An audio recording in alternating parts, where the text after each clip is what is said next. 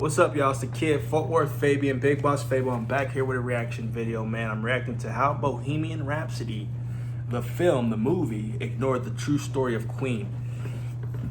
So I've been excited for this one, man. Like, I told y'all how hyped I was after watching the Bohemian Rhapsody movie, man. And speaking of it, I might just watch it tonight. Well, with that being said, man, like, there's a lot of things in the film that, you know, fans, critics tore up. A lot of things in the film that, you know, even me being a fairly new Queen dude, I was kind of like oblivious to. I felt like, was it Rami Malek? I felt like Rami, or it's Rami actually. He did decent, but there's certain particulars about how they portrayed Freddie. People wasn't even rocking with it. I was kind of questioning a lot of stuff, but I loved the movie. I ain't gonna lie, because it just made me feel like I could experience life with them. You know, like I could experience life on the come up with them. You know, it was a good movie though. But with that being said, I'm intrigued by the particulars, as far as the real differences in the story and in the movie, the true story in the movie, you know. So I'm ready for this one. Be sure to like, comment, subscribe, hit the notification bell. And if there's other things that you had spotted that don't show up in this, you know, put them in the comment section below. Let's get to it. Queen biopic Bohemian Rhapsody did plenty of playing with the truth, but the movie's fabrications are only half as bad as the things it totally left out. Here's how Bohemian Rhapsody ignored the true story of Queen. That scene where Freddie Mercury meets his future bandmates and wows them with his singing voice is good for a meet-cute, but that's not really how it all went down. Right. The movie leaves out the fact that Freddie Mercury, Brian May, and Roger Taylor actually knew each other before they were all a band together. In real life, Mercury was also friends with Tim Staffel, the dude who quits the band in a huff in Bohemian Rhapsody. The truth is, there was no ugly incident preceding Staffel's departure. Staffel himself wrote in Esquire, "My departure from Smile was completely amicable. Freddie and I were good friends at college. Freddie joining the band was very natural, as he was really good friends with the band members before I left and simply dovetailed in. In fact, these guys were all part of a close-knit group of musicians who were..." Yeah, they made it seem like Freddie just showed up out of the blue, had been secretly following these guys, and oh, dude quits. I stepped right in. It was too movie-ish. It was too simple. You know what I mean? Of course, they got to cut corners for films as well, because they ain't going to sit here and spend all this extra time, which could be like a 6-hour movie, into the depths of Queen's real story. Another thing was, you know, feedback from a live stream I did, fans, comments, subscribers had mentioned that they actually lived together. Freddie, Brian, and Roger lived together, I guess in some flat or whatever, prior to them even becoming Queen. And this just seconds that, in the sense that they were friends. They were friends at college. It wasn't some random dude who just showed up, you know, and watched these guys, man. But let's get back into it. Constantly joining and quitting each other's bands. Staffel wrote, "You couldn't separate the social aspect from the musical aspect. So we had a big pool of musical friends that would combine and recombine, trying different band ideas out. Freddie socialized with us, we socialized with Freddie. Eventually, they hit on just the right combo, and the rest is history, just not quite as Bohemian Rhapsody tells it." Bohemian Rhapsody totally skims over the fact that Queen went through 3 other bassists before John Deacon finally joined the band. In the film, Deacon joins Queen almost immediately after Mercury does, but in reality, it took a lot longer than that. According to a 1996 profile of Deacon in Bassist and Bass Techniques magazine, Deacon hit it off with the band partly thanks to his quiet demeanor and less than flamboyant playing style. Queen's previous bass players were reportedly too showy in their performance styles, drawing attention away from the other band members, the opposite of what they wanted in a bassist. But the eventual union between Queen and Deacon still wasn't love at first sight. Deacon saw Queen perform in October 1970 and reportedly did not find them to be that interesting of a band. But then in early 1971, a mutual friend formally introduced Deacon to May and Taylor, and for some reason, Deacon had a change of heart. Once he joined up with the group, Deacon became known as the yin to the other's yang. Roger Taylor would later tell the Daily Mail, "We were so used to each other and so over the top, we thought that because he was quiet, he would fit in with us without too much upheaval." He was a great bass player, too.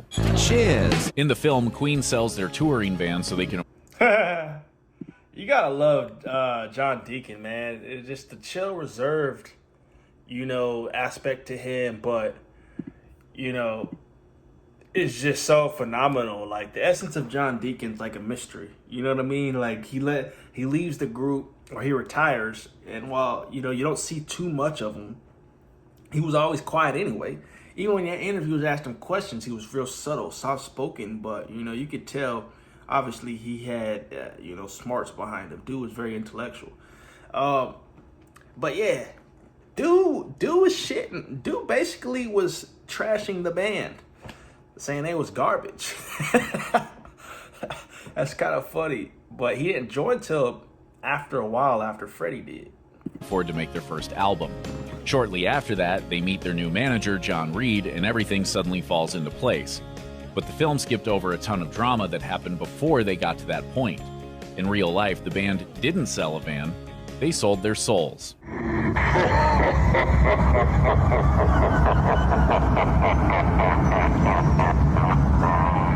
Well, kind of.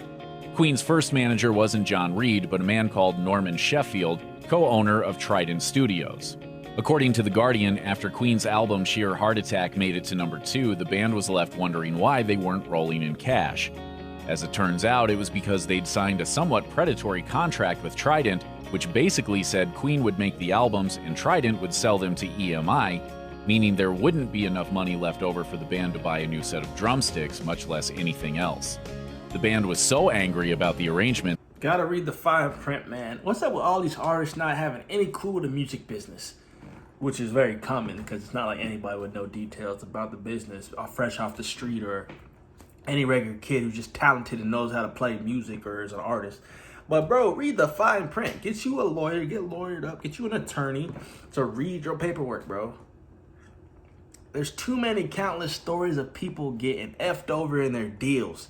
It's like, bro, learn from history, learn from the past. Me personally, I study music business, so I ain't getting screwed over a hole like that. Nobody's gonna do me like that.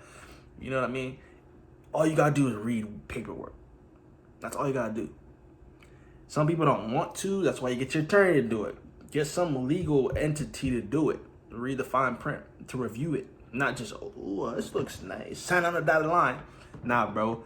I'm gonna ask to take that contract home.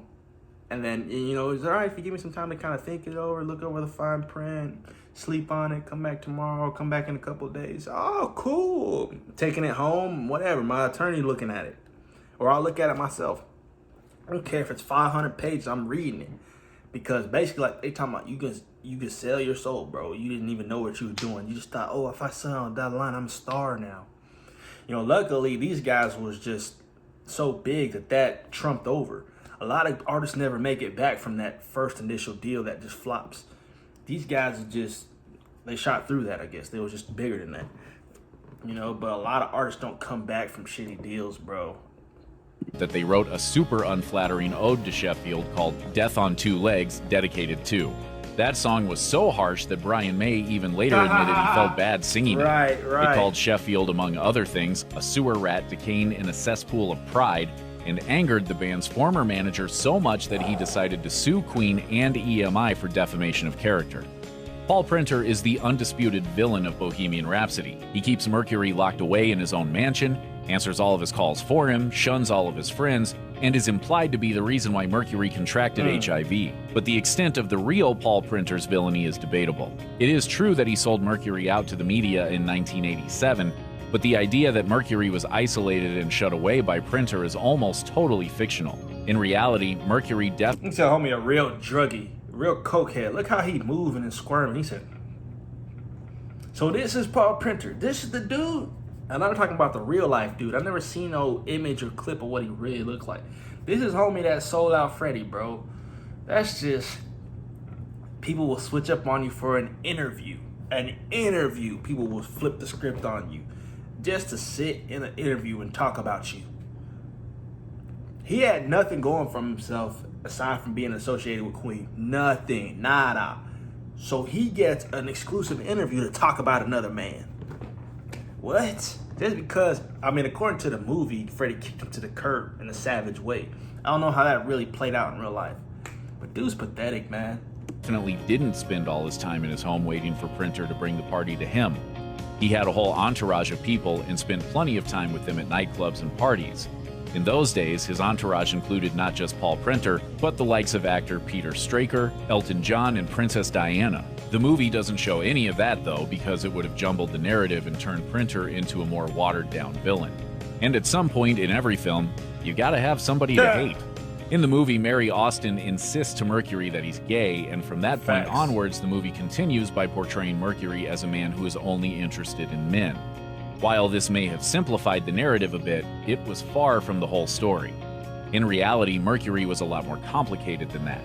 The truth is that he didn't just go on to have relationships with men alone, but also with women, and the film excluded all of the latter. According to biography, Mercury had a number of relationships with men, including Jim Hutton, who does actually have a part in Bohemian Rhapsody. During the 1980s, however, he also had a relationship with German actress Barbara Valentine. The two met in Munich and even shared an apartment, although, to be fair, she would later describe him as, quote, mostly gay. Of course, her presence in the film would have complicated the more simplistic narrative the filmmakers had in mind, so instead of telling Mercury's story in all of its romantically complex glory, they opted to let viewers believe that Mercury was strictly gay. In Bohemian Rhapsody, Freddie Mercury is depicted as focused. See, even me, I didn't really know the essence of his sexuality, bro. People say he was gay, but it's like the movie was really like, dude, like girls. The movie hinged on it a little bit because, you know, what's the lady's name that he was rocking with? I was gonna randomly guess Marcy, but that's not her name. But anyways, the lady he had wifed up in the movie,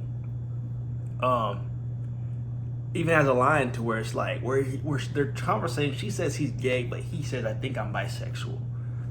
The movie shed light on the fact that he was unsure, but then they shot that down when she was like, "No, you're gay." It's like Freddie was out here clapping these hoes, man. Freddie was out here living a rock star lifestyle. Do not hate on my mans out here, bro. But with that being said, a lot of people talk about, I had said this in the last interview, you know how with all these rockers, the Beatles, who else? Aerosmith, maybe even Rolling Stones, I think Led Zeppelin as well, their stories, but crazy rock star road stories or party stories. You know, rock stars, bro, literally like are the epitome of party. You know what I mean? Like they're stereotyped, rock stars are stereotyped about associated with sex, drugs, party, and rock and roll. That's all it is. So you hear so many stories about all these bands coming up, running through drugs, and you know, all these rockers smashing all these girls, partying in a hotel, messing up the hotel. Bro, I never heard no story about them like that. And of course, like, stories could be in the vault. I don't know. I'm not an expert on them, nor do I know any of their deepest, darkest secrets. But like some bands you can just throw out, you know, known stories or situations that occur where they trashed a hotel or something, you know, or they talked about sleeping with countless women on the road. Like, these guys never, even in interviews, they never talk about that kind of stuff, bro. Like, whereas other rockers did. And that's something that I really found unique about them. Like, they're just a different rock band. They're different, man. They wasn't out here just wilding, it didn't seem like. Or else if they were wilding, they kept it super professional and composed. You know what I mean? Like, seen on a single musical pursuit, Queen, with a short sidetrack for some solo stuff. In reality, however, Mercury collaborated with many other artists and musicians, including a famous opera singer named Montserrat Caballé. Mercury met Caballé in 1987, and their creative union produced one of the world's most influential marriages of classical and contemporary music, the anthem Barcelona. That's probably not especially shocking, though, since even Queen newcomers will know about Mercury's fondness for opera. It's a huge part of the Bohemian Rhapsody song, after all. What might surprise even Queen fans, however, is that Mercury also performed with the Royal Ballet, though he did require a little convincing before he agreed to take part. After initially thinking they must have been mad to consider him, Mercury was eventually convinced to perform after speaking with the head of EMI, who was also chairman of the Royal Ballet's Board of Governors. You don't become a ballet dancer overnight, though, and Mercury later recalled his punishing practice sessions in the London Evening News.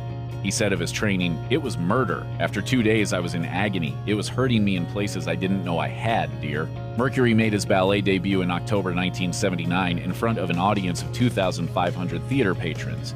He told the London Evening News, "I wasn't quite Baryshnikov, but it wasn't bad for an aging beginner. I'd like to see Mick Jagger or Rod Stewart try that." It's not just his side projects outside of the arena rock realm that Bohemian Rhapsody leaves out. The movie also doesn't really touch on any of Mercury's many musical collaborations with artists in the rock genre, or the friendships he forged with some of the greatest musicians of his time. You probably already know that he was acquainted with David Bowie, if only because of Under Pressure, Queen's iconic collaborative song with the Thin White Duke. But they didn't just meet as fellow rock stars. Mercury's relationship with Bowie went all the way back to his college years when Bowie played a gig at Mercury's university, and Mercury helped him push a bunch of desks together to make a stage.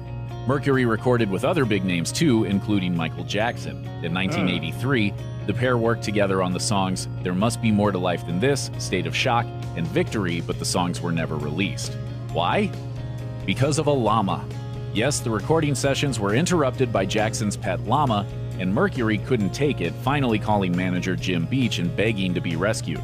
He told Beach, "You've got to get me out of here. I'm recording with a llama. I've had enough and I want to get out." Freddie Mercury's decline was slow and quiet. Practically none of it is depicted in Bohemian Rhapsody because producers decided to give the film a triumphant ending rather than a tragic one. In real life, Mercury's AIDS diagnosis didn't actually come until 2 years after the iconic Live Aid performance, and he lived for another 4 years after that. So while the movie's ending may feel inspiring, it's also one of the movie's most misleading distortions, potentially affecting how audiences view the legendary real-life concert.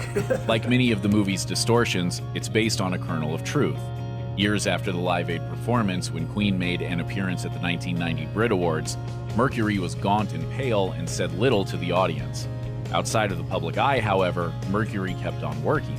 Brian May later explained to The Telegraph, "Freddie wanted his life to be as normal as possible. For him, the studio was an oasis, a place where life was just the same as it always had been. He loved making music. He lived for it." According to The Telegraph, Mercury kept recording until he could no longer do it. His last session was in May 1991, and the last song he recorded was Made in Heaven's Mother Love, recorded between the 13th and the 16th of that month. But at that point in his life, he was very sick. May explained, "We got as far as the penultimate verse, and he said, 'I'm not feeling that great. I'll finish it when I come back next time.' But of course, he didn't ever come back to the studio after that." Mercury died in November of that same year, and Brian May sang the last verse of Mother Love. Check out one of our newest videos right here. Plus, even more grunge videos about your favorite movies are coming soon. Subscribe to our YouTube channel and hit the bell so you don't miss a single one.